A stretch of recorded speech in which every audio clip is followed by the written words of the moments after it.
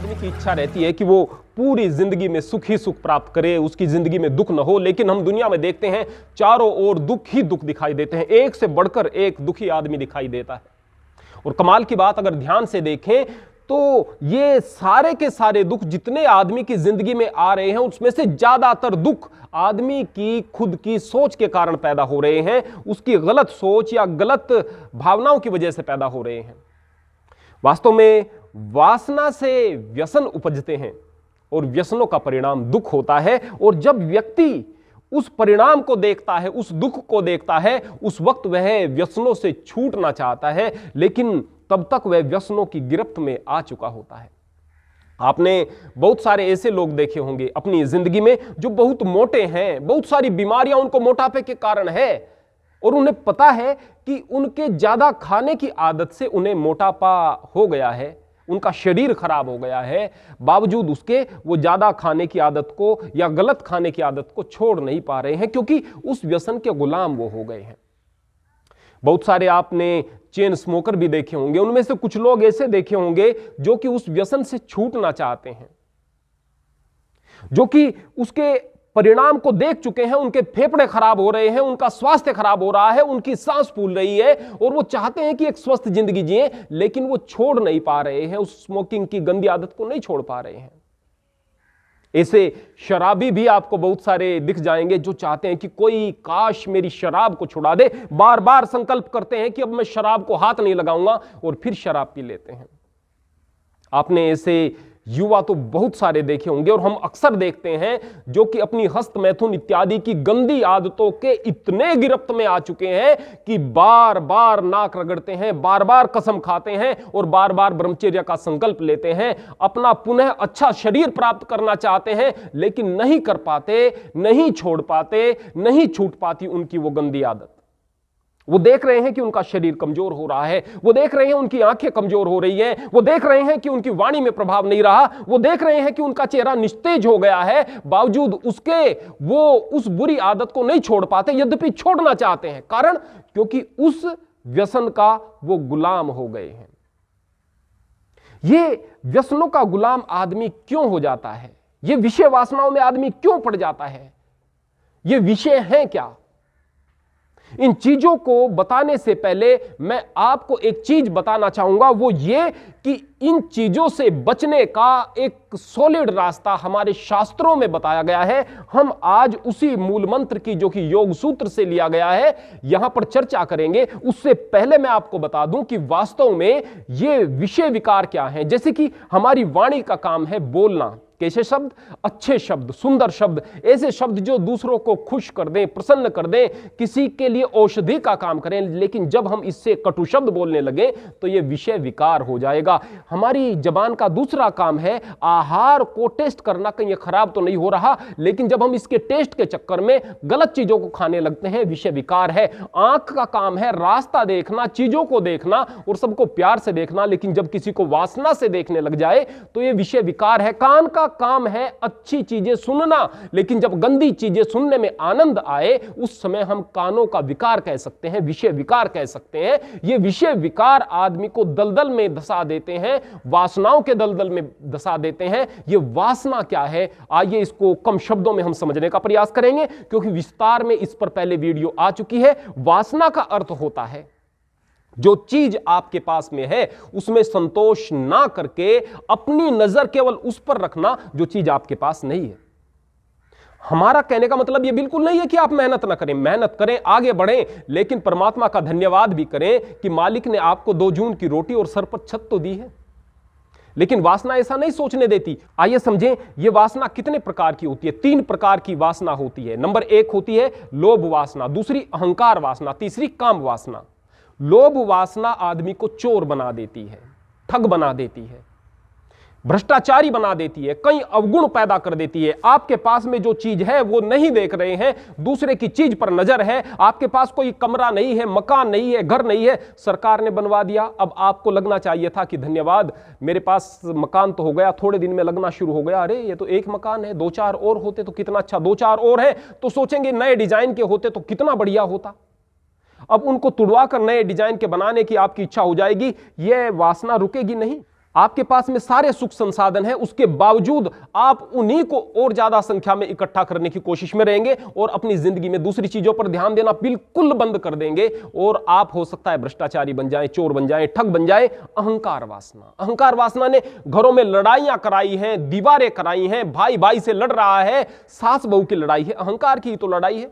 मां को लग रहा था बेटा मेरा था, मेरा एक अधिकार था, बहू आई, अब ये बहू को प्राथमिकता कैसे मिल सकती है? सास बहू की लड़ाई बगैर वजह के इसी बात पर होती आई है, अक्सर होती आई है।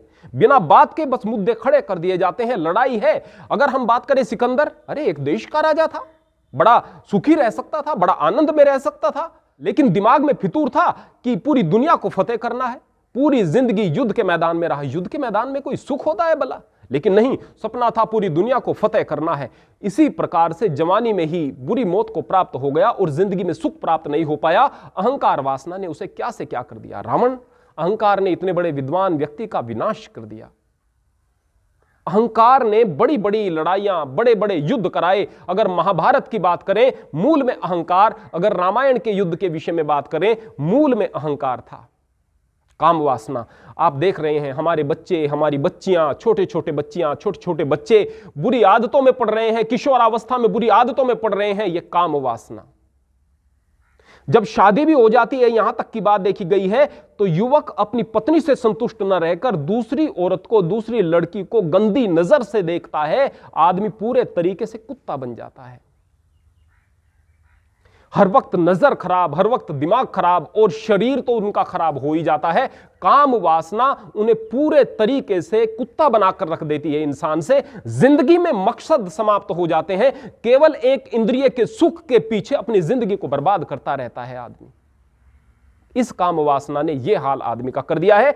लेकिन इनसे बचने का क्या उपाय हमारे शास्त्रों में बताया गया है। एक मूल मंत्र है, एक सूत्र है जो कि योग सूत्र से आता है और वह सूत्र है वितर्क बादने प्रतिपक्ष भावनम।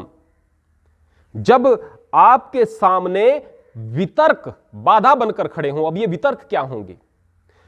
अहिंसा, सत्य, अस्तेय, ब्रह्मचर्य और अपरिग्रह, ये 5 यम बताए गए हैं अष्टांग योग में।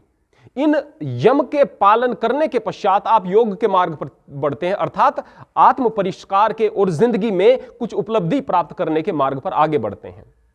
लेकिन इन चीजों के, इन यमों के विपरीत जो आचरण होता है उसे वितर्क कहते हैं। अर्थात यह कह सकते हैं कि अहिंसा तर्क है तो हिंसा वितर्क है, सत्य तर्क है तो असत्य वितर्क है। आदमी के मन में हिंसा के भाव हर वक्त रहने लगे।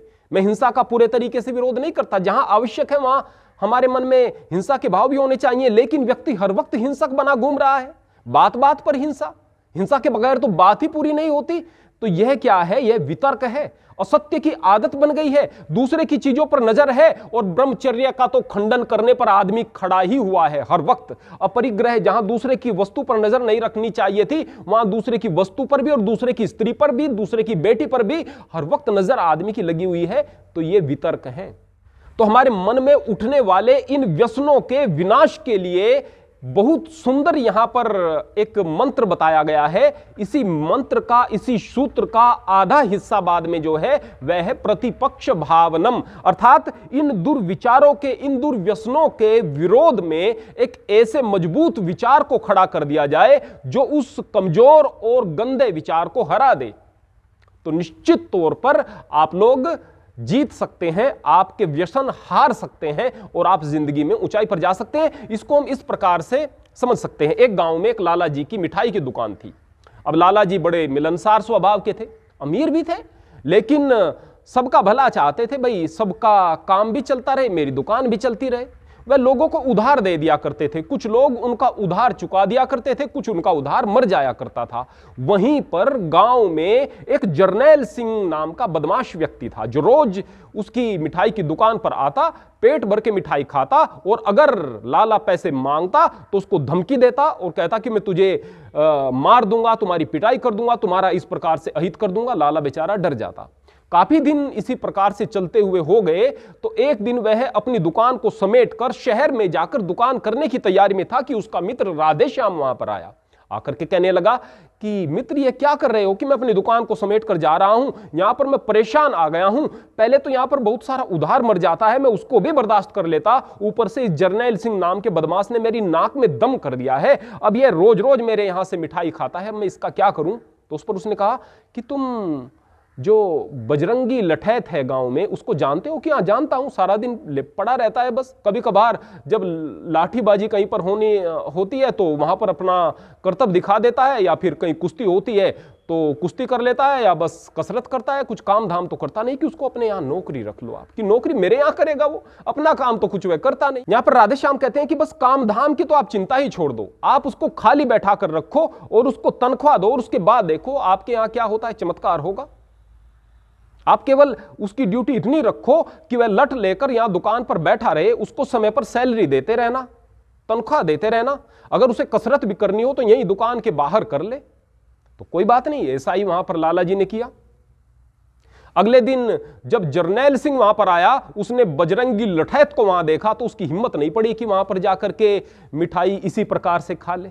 उसको पता चल चुका था कि अब इस लाला का जो नौकर है वो बजरंगी लठैत हो गया, जिससे पंगा लेना आसपास के गांव में भी किसी के बस की बात नहीं है। अब उसका लाला जी का उधार भी सारा का सारा वापस आना शुरू हो गया। तो ठीक इसी प्रकार से आप इस सूत्र को समझ सकते हैं, वितर्कवाद ने प्रतिपक्ष भावनम। जब लाला जी को गांव वालों ने परेशान किया, जब लाला जी को बदमाश ने परेशान किया, उस वक्त उसने एक मजबूत आदमी को उनके विरोध में खड़ा कर दिया, जिससे कि वो बुरे लोग डर करके उसके पास नहीं आए। बस इतना ही तो करना है। यही तो योग सूत्र कह रहा है कि आपके अंदर अगर विकार आते हैं तो उन विकारों के, उन बुरे विचारों के, उन व्यसनों के विरोध में एक ऐसे मजबूत विचार को खड़ा करके रखें। प्रत्येक व्यसन के विरोध में एक ऐसे विचार को खड़ा करके रखें जिससे कि वो व्यसन आपके पास ही नहीं आए, दूर से दूर ही चला जाए। जाहिर सी बात है कि आप लोग जिंदगी में कामयाब होना शुरू हो जाओगे। यहां पर मैं प्रत्येक व्यसन के विरोध में अगर विचारों की श्रृंखला बनानी शुरू कर दूंगा तो वीडियो बहुत लंबी हो जाएगी। इस काम को आप खुद करें।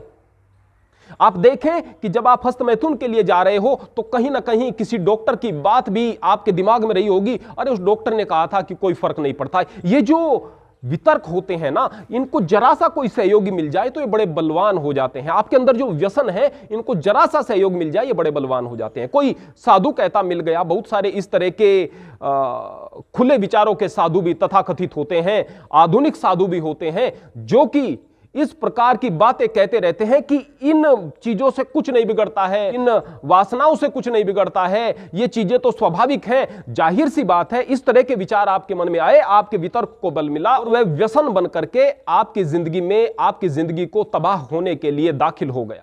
तो बस आपको केवल इतना करना है कि जब भी आपके ऊपर वो व्यसन पूरे तरीके से हावी होता है, उसका पूरा वेग होता है, उस वक्त होश में रहकर आपको याद करना है कि मैं कितना परेशान हुआ था जब मैंने पहले व्यसन में पड़कर अपने शरीर का विनाश किया था। क्या क्या मैंने संकल्प लिए थे और क्या क्या मेरी जिंदगी के उद्देश्य हैं। मुझे जिंदगी में बड़ा आदमी बनना है, मुझे पैसा कमाना है, मुझे रुतबा कमाना है, मुझे सेहत कमानी है, मुझे ओजस्वी बनना है, मुझे तेजस्वी बनना है। और वास्तव में जब मैं ओजस्वी हूंगा, जब मैं तेजस्वी हूंगा, जब मैं कामयाब हूंगा, तो वो सुख इस व्यसन से मिलने वाले अस्थायी सुख से, इस टेम्परेरी सुख से कहीं ज्यादा बड़ा है। यदि आप उस समय यह बात याद रख पाए तो निश्चित तौर पर प्रतिपक्ष में जो ये विचार आपने पहरेदार के रूप में खड़ा कर दिया है, यह निश्चित रूप से काम करेगा और आप उस व्यसन से बच पाएंगे। मन आपका व्यभिचार में पड़ता है, मन आपका नशे में पड़ता है, और यदि इस नशे को हराना है, यदि इस व्यभिचार को हराना है, यदि वास्तव में तपस्वी बनना है, तो अपने अंदर इन वितर्कों के, इन बुरी आदतों के, इन व्यसनों के विपक्ष में प्रतिपक्ष भावनम, एक मजबूत प्रतिपक्ष को खड़ा कर देना है। आपको मजबूत विचार को, सद्विचार को खड़ा कर देना है। जब यह मजबूत सद्विचार खड़ा हुआ होगा, वो आपको कहेगा कि नहीं, मेरी जिंदगी बहुत महत्वपूर्ण है, मैं इंसान हूं, मैं परमात्मा की सर्वोत्कृष्ट कृति हूं, मैं जानवर परमात्मा ने नहीं बनाया, मैं भोग योनि में नहीं आया, मुझे जिंदगी में कुछ करके दिखाना है, मुझे ताकतवर बनना है, मुझे ओजस्वी बनना है, है, मुझे तेजस्वी बनना है, मुझे प्रखर बुद्धि वाला बनना है, मुझे विद्वान बनना है और मुझे जिंदगी में अपने कदमों के निशान छोड़ करके जाने हैं। जब इस प्रकार के संकल्प आपके मजबूत होंगे, मन में पवित्रता की भावनाएं होंगी, तो निश्चित तौर पर आपके अंदर देवताओं का वास होगा और वहां से राक्षसों की हार होगी। आप निश्चित तौर पर देवतुल्य बन जाएंगे, एक मजबूत भविष्य के निर्माता। हरि ओम, हरे कृष्ण।